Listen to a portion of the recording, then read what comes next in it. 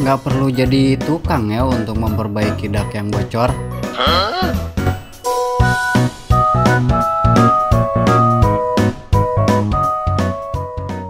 Assalamualaikum warahmatullahi wabarakatuh. Ketemu lagi di channel kami Subur Jaya Aspal, yaitu channel yang membahas tentang solusi mengatasi rembes dan bocor pada atap, baik itu genteng maupun dak atau dindingnya. Nah, di sini ada pertanyaan dari teman-teman semuanya, dari para juragan-juragan semuanya nih. Ada pertanyaan, kenapa dak beton dan dak talang saya masih sering bocor? Dan bagaimana cara mengatasinya? Baik juragan-juragan semuanya, sebelum kita lanjut, yuk tolong bantu like, share, dan subscribe channel ini, dan semoga bisa bermanfaat untuk juragan-juragan semuanya ya. Oke, lanjut. Nah, banyak sekali ya kasus seperti ini, padahal menggunakan dak itu tadinya agar terhindar dari kebocoran. Karena menggunakan dak ini, selain atap terlihat minimalis, juga atapnya akan awet ya kalau dilakukan perawatan. Nah, kebocoran bisa saja terjadi baik itu pada dak, terutama di bagian dak talang ya.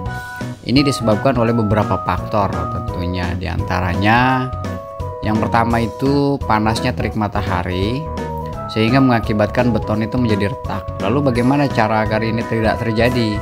Nah, baiknya juragan-juragan setelah selesai pengecoran itu harus ada penanganan lanjutan. Misalnya setelah ngecor itu disiram air atau direndam terlebih dahulu setelah pengecoran selesai, dan itu adalah langkah-langkah preventif untuk dak beton agar mampu bertahan agak lama ya.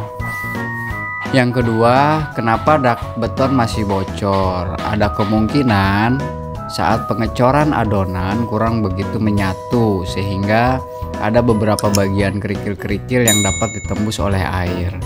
Nah, yang ketiga, itu bisa jadi atau memang betonnya terlalu tipis ya, dikarenakan budgeting yang kurang memadai. Yang tadinya kita mau agak ngirit, tapi efek dari pengurangan budget tadi dapat mengurangi kualitas dak tersebut ya kawan-kawan ya.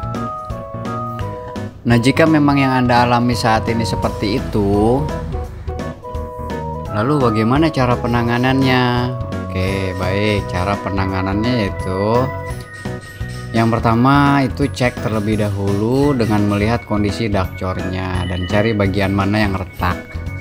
Nah, bagian retak-retak ini ada 3 macam ya. Ada retakan dalam, ada retak tipis, dan retak rambut. Kalau retak dalam berarti retak pada bagian dalam. Jadi kalau ini terjadi walaupun bagian bawah dak cor menggunakan bondek, air akan tetap mengalir karena sifat air yang begitu elastis.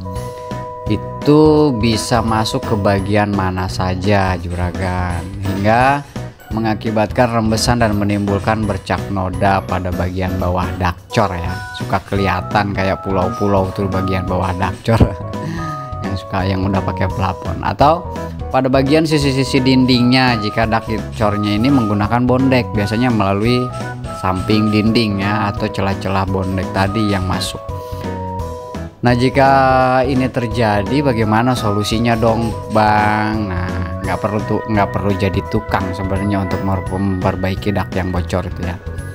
Serahkan pada kami, ahlinya waterproofing Subur Jaya Aspal, untuk mengatasi hal tersebut.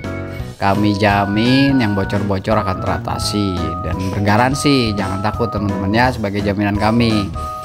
Dan selain itu, moto kami dalam bekerja itu adalah disiplin tanpa harus diawasi, bekerja tanpa harus diperintah, dan tanggung jawab tanpa harus diminta. Jadi kita akan tanggung jawab. Ketika masih bocor, juragan cukup panggil kami lagi aja untuk diperbaiki ulang. Nah, buat para juragan, jika ingin waterproofing bisa urat-oret di kolom komentar ya, atau bisa menghubungi kami di nomor yang sudah tertera di video ini. Nah, rekomendasi kami itu gunakan selalu pelapis anti bocor untuk dak beton yang sudah teruji dan terbukti, yaitu Aspal Emulsion for Waterproofing. Kenapa sih harus Aspal Emulsion? Karena Aspal Emulsion ini satu-satunya pelapis anti bocor yang dapat meresap ke dalam pori-pori beton hingga dapat menutup retakan tadi. Nah, jika yang besar pun tertutup, apalagi yang kecil ya juragan ya, karena aspal cair ini bentuknya memang cair, namanya juga aspal cair ya, jadi bentuknya cair. Jadi seperti yang saya katakan tadi, bahwa air itu akan mengalir ke rongga-rongga bagian dakcor yang belum terisi atau retak atau belum terisi tadi ya. Nah, ini mungkin rekomendasi kami yang terbaik sebagai pilihan, karena aspal emulsion ini yang sudah kita uji coba aplikasikan baik itu di gedung maupun di rumah pribadi, di atap genteng, spandek,